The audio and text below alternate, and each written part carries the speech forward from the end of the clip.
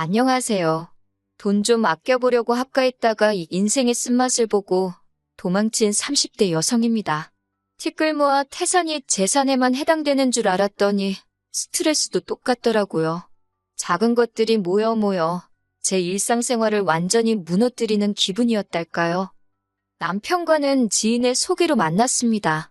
당시 남편은 출판사에서 근무하고 있었고 저는 출판사에서 일하며 짬짬이 프리랜서 작가로 일하고 있었는데 오지랖 넓은 지인이 자기 멋대로 자리를 만들었지요. 4살 차이면 궁합도 안 봐도 된다고 너스레를 떠는 남편은 처음부터 저에게 적극적으로 호감을 보이며 들이댔어요.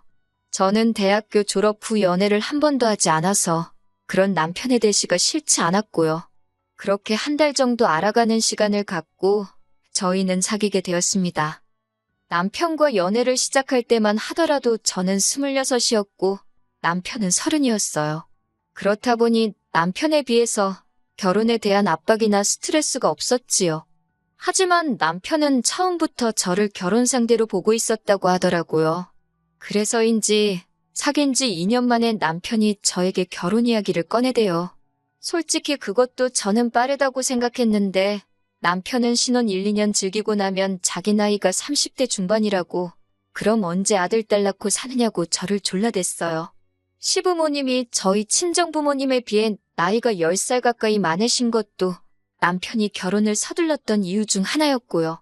지금 돌이켜서 생각해보면 남편이 애가 타건 말건 제가 준비가 안 됐으면 결혼은 하지 말았어야 하는데 그때는 애걸복걸하는 남편이 안 돼 보이기도 했고 한편으론 나를 얼마나 사랑하면 저럴까 싶더라고요. 그래서 그의 끈질긴 프로포즈를 거절하지 못했습니다. 그런데 막상 결혼 준비를 시작하고 나니까 남편이 모은 돈이 7천 남짓이더라고요. 물론 7천만 원이란 돈이 작은 건 절대 아니었지만 저 역시 모아둔 돈이라곤 4천만 원이 전부였으니 처음엔 빠듯하게 하면 된다고 생각했는데도 준비를 해나갈수록 답답하더라고요. 그런 와중에 하루는 어머님 아버님이 저와 남편을 집으로 부르셨습니다. 솔직히 저희를 집으로 오라고 하셨을 때 떡 줄 사람은 생각도 않는데 김칫국 마신다고 하잖아요? 제가 딱 그 꼴이었습니다. 어머님 아버님이 은근히 빨리 결혼했으면 하고 남편을 통해 하신 말씀도 있었고 그러니 지금이라도 도와주시려고 하나 보다 그런 기분 좋은 상상을 하며 시댁으로 향했어요. 하지만 어머님이 꺼내신 말씀이 생각지 못한 것이었습니다. 저와 남편에게 합가를 제안하셨거든요. 사실 어머님 아버님 재산이 얼마나 되고 그런 건 지금도 전 잘 모릅니다. 궁금한 적도 없었고 관심도 두지 않았어요. 그래도 저도 보는 눈이 있고 들려오는 게 있으니 어느 정도 추측은 할 수 있었지요. 적어도 어머님 아버님 두 분이 살고 계시던 단독주택은 몇 억은 갈법한 것이었습니다. 물론 그마저도 빚이나 대출이 있던 건 나중에서야 알게 되었네요. 아무튼 어머님께선 어차피 집이 1, 2층으로 나뉘어져 있으니 저희더러 들어와 살라셨습니다.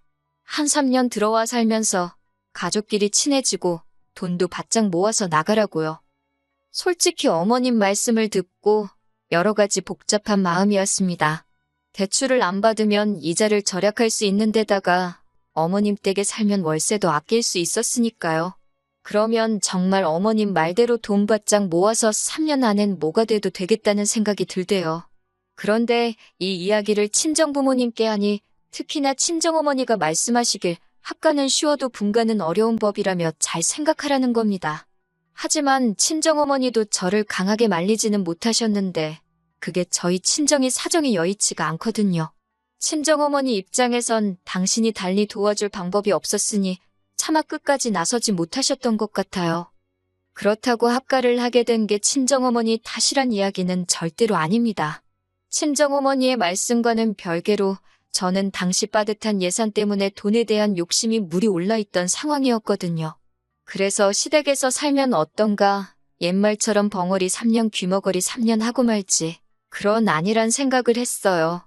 그리고 회사에서도 눈치 빠르고 일 잘한다 소리를 듣고 지냈으니 시집살이도 비슷하게 잘 해낼 줄 알았지요. 어머님께서는 비록 한 집에 살지만 살림은 따로 했으면 좋겠다며 저에게 혼수를 해오길 바라셨습니다. 남편과는 상의 끝에 허례허식의 상징인 예단이라던가 예물도 생략하기로 한 상황이었고 혼수도 서로 자취하면서 쓰던 거 가져다 쓰자고 얘기가 되어 있었는데 뜬금없이 어머님이 혼수를 말씀하시니 당황스럽더군요. 어머님은 식기세척기를 놔라, 스타일러도 필요하지 않냐 별의별 걸 다 들이대셨지만 저는 고민 끝에 냉장고랑 세탁기만 드렸습니다. 그랬더니 어머님께서 왜인지 꽤나 실망하신 눈치였어요. 그렇게 냉장고랑 세탁기가 들어오던 날 하마터면 어이없는 일을 겪을 뻔했습니다. 어머님께서 저는 자꾸 방에 들어가 있으라 하시면서 배달기사님들께 저희 가전을 어디다 놓을지 진두지휘를 하시려 들었거든요. 결국 어머님의 강요에 못 이겨 방해한 이분이나 있었을까요? 도무지 안 되겠다 싶어서 뛰어나오니 이게 웬걸 어머님이 쓰시던 냉장고가 떡하니 저희 주방에 와 있는 게 아니겠어요. 불이 나게 내려가니 세탁기도 그렇게 바꿔치기가 되는 와중이었고 제가 기사님들한테 아니라고 새거가 2층에 와야 한다니까 어머님께서 이미 다 설치했는데 왜 사람들 힘들게 하냐입니다. 황당하고 순간 제가 어머님 속을 들여다본 기분이 들더라니까요. 다행히 기사님들이 어머님더러 제대로 설명을 해주셔야지 왜 일을 두 번 하게 만드냐며 짜증을 내시곤 제가 산 냉장고와 세탁기를 2층으로 올려주셨습니다. 하마터면 정말이지 눈 뜨고 코 베일 뻔했다니까요. 하지만 냉장고와 세탁기에 얽힌 사연은 이게 끝이 아닙니다. 저희 부부는 둘 다 아침을 원래 안 먹어요. 그리고 맞벌이를 하다 보니 점심은 대부분 회사에서 해결을 하고요. 뿐만 아니라 남편은 직업 특성상 외근이 많아서 저녁도 종종 먹고 들어오지요. 그렇다 보니 저랑 남편이 같이 식사를 하는 건 일주일에 2-3번 정도였네요. 냉장고가 가득 차 있을 이유가 없었지요. 하지만 어머님 아버님은 대부분의 식사를 집에서 해결하시다 보니 그렇게 냉장고에 뭐를 많이 넣어놓고 사시더라고요. 게다가 어머님께서는 장을 볼 때 한두 개만 사는 건 너무 손부끄럽다 하시면서 무조건 10개, 20개씩 사시는 분이었습니다. 문제는 아무리 두 분이서 삼시세끼를 집에서 해결하신다고 해도 같은 식자재를 그렇게 많이 사두시니 결국엔 질려서 못 드시고 있는지 몰랐어서 못 드시고 쓰레기로 낭비되는 일이 잦았어요. 하지만 그럼에도 불구하고 어머님은 그런 쇼핑 습관을 버리지 못하시고 그렇게 매번 대량으로 구매를 하셨습니다. 그러다 당신 냉장고가 가득 차니 그 식자재를 들고 저희가 지내는 2층으로 올라오시대요. 그러면서 제가 쓰는 냉장고에 온갖 냄새나는 것들을 다 가져다 놓으셨습니다. 한 번은 드시던 청국장을 뚜껑도 덮지 않고 그냥 냉장칸 안쪽에 숨겨두신 일도 있었지요. 제가 그렇게 후각이 예민한 사람도 아닌데 그 청국장을 발견했을 땐 어찌나 괴롭고 열받던지. 그리고 얼마 지나지 않아서 냉장고 안에 여기저기 끈적하게 뭔가 눌러붙은 자국을 보게 되었는데 그땐 정말 비위도 상하고 더는 못 참겠더라고요. 그래서 결국 제가 어머님께 저희 냉장고에다 뭐라도 두실 거면 제발 뚜껑 잘 닫으시고 지퍼백에다 넣어달라 했어요. 그랬더니 어머님께서 하신다는 말씀이 한 집 살면서 니 거 내 거가 어딨냐입니다. 그리고 저더러 왜 그렇게 까탈스럽냐고요. 사실 냉장고뿐만이 아니었습니다. 한 번은 제가 이불 빨래를 하려고 세탁기를 열었는데 그 안에 낯선 운동화가 있더라고요. 다시 살펴보니 아버님이 평소에 신고 다니시는 운동화였어요. 저희 아버님 무좀도 있으신데 왜 아버님 신발이 저희 세탁기 안에 들어있는 건지 어이도 없고 솔직히 찝찝하더라고요. 그래서 바로 아래층으로 내려가 어머님께 자초지종을 물으니 하시는 말씀이 어머님 세탁기로는 수건을 빠느라 저희 세탁기에 아버님 운동화를 빠셨다는 거예요. 남의 세탁기로 운동화를 빠는 게 상식적으로 말이 되는 건가요? 물론 100번 양보해서 신발이 아니라 수건이었대도 기분이 별로였을 것 같지만요. 아무튼 제가 어머님 떨어 운동화는 신발만 세탁해주는 곳에 갖다 주시던지 아니면 어머님 세탁기로 하시라고 저희 세탁기로 아버님 운동화 빨고 그러시는 거 싫다고 했어요. 그랬더니 어머님이 지난번 냉장고 때와 마찬가지로 저를 속도 좁고 예민하고 까탈스러운 사람으로 몰고 가시더군요. 시애비가 무슨 병균이라도 옮기냐면서 저더러 친정부모 신발이었어도 그러겠냐입니다. 친정부모님은 애시당초 남의 세탁기에다 당신들 운동화를 빠실 분들이 아닌데 그런 식으로 비교를 하시니 어이가 없었지요. 하지만 대화는 거기서 그치지 못했고 이번엔 아버님까지 날리셨어요. 저더러 시애비 발이라서 더럽다고 그러는 거냐고 화를 내시길래 그런 게 아니라니까. 그러면 당신 맨발을 제 맨손으로 만져보래요. 거짓말인지 아닌지 한번 보자고요. 그러면서 옛날엔 며느리가 시애비 똥도 먹었답니다. 건강이 어떤지 확인하려고요. 정말이지 대화를 나눌수록 역하고 비위가 상해서 한마디도 더 섞고 싶지 않더라니까요. 하지만 그때만 해도 제가 시집온 지 얼마나 되었다고 감히 어머님 아버님하고 계속해서 언성을 높일 수가 있었겠어요. 우라가 치밀었지만 꾹 눌러 참고 제발 부탁인데 제 냉장고고 세탁기고 함부로 쓰지 마시라고 딱 잘라 말했네요. 하지만 단지 이런 일들로 제가 남편과 끝을 낸 건 아닙니다.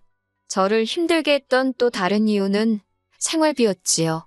솔직히 저는 처음부터 돈을 모으려고 시댁과 합가를 하기로 한 거였으니 생활비를 많이 드릴 수가 없었어요.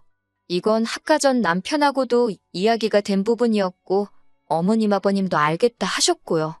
그래도 어떻게 한 푼도 안 내고 살 수는 없었으니 어차피 다 큰 자식들이 부모 용돈도 주는데 이 정도 못 드리냐 싶어서 40만 원씩 드렸습니다. 참고로 어머님이 저희 식사를 챙겨주신다거나 청소를 해주신다던가 그런 거 하나도 없었습니다. 1층과 2층은 어머님이 멋대로 올라오셔서 휘젓고 가실 때를 제외하곤 완전히 다른 두 개의 공간이었어요. 식사만 하더라도 남편이 야근하느라 늦어서 저 혼자 2층에 있는데도 저녁 같이 먹을래? 그 말 한 번을 안 하셨으니까요. 그럼 제가 먼저 하지 그랬냐고요? 당연히 해봤지요.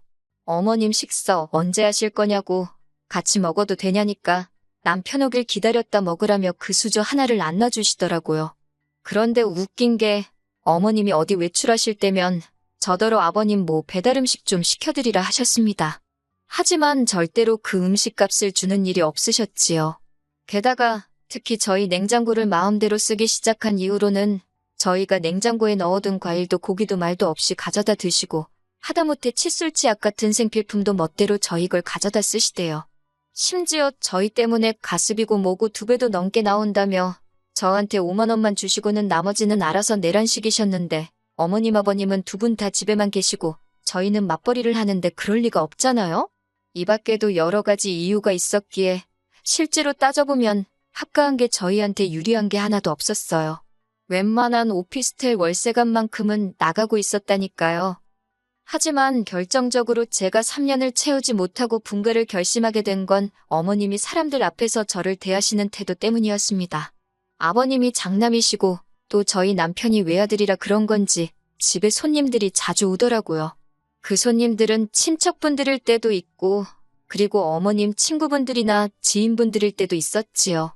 평일엔 제가 출근을 하니 그나마 나은데 문제는 주말이었습니다. 남편은 주말에도 출근을 해야 하는 일이 종종 있었는데 아무래도 영업직이다 보니 어쩔 수가 없었지요. 그런데 어머님이 어떻게 귀신같이 남편이 늦거나 없는 날만 골라서 그렇게 주변 분들을 집으로 부르시대요. 그래놓고는 저한테 이거 해라 저거 해라 심부름을 너무 많이 시키셨어요.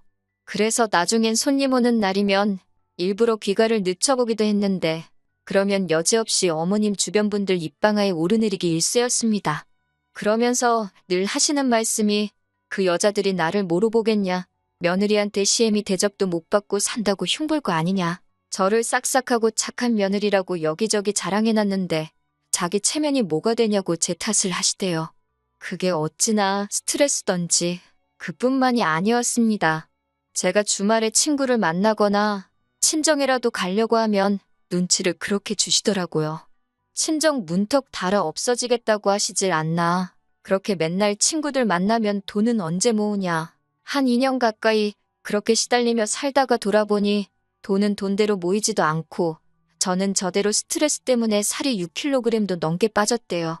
그래서 남편한테 더는 이렇게 못 살겠다고 대출을 받더라도 아니 반지하에서 시작을 하더라도 나가자 했습니다.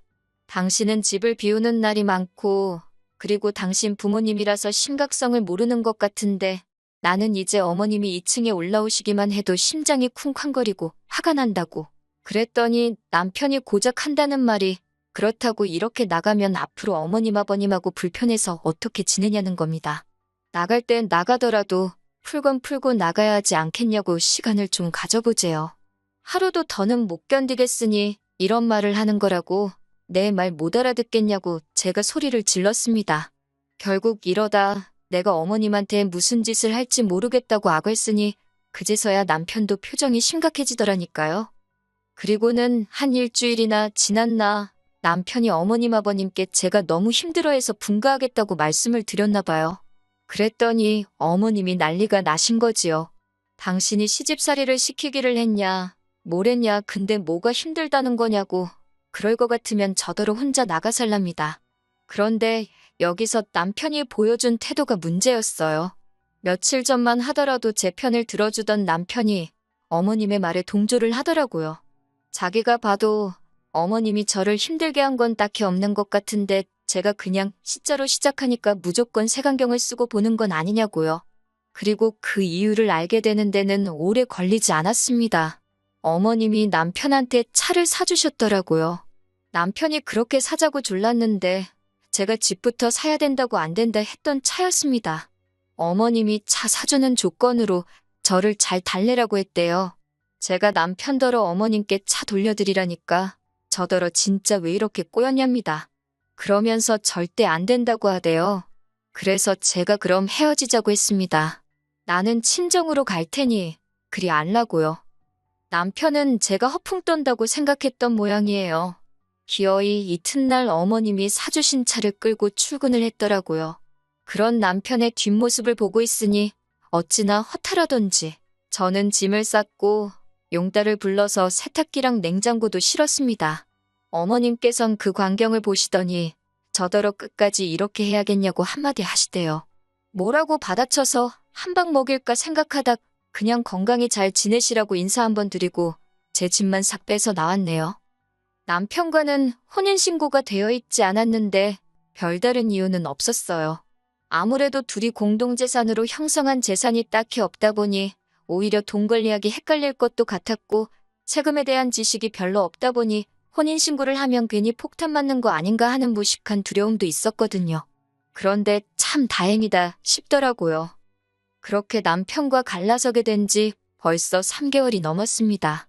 그리고 얼마 전 우연히 저희 소개팅을 주선했던 주선자를 마주하게 되었지요.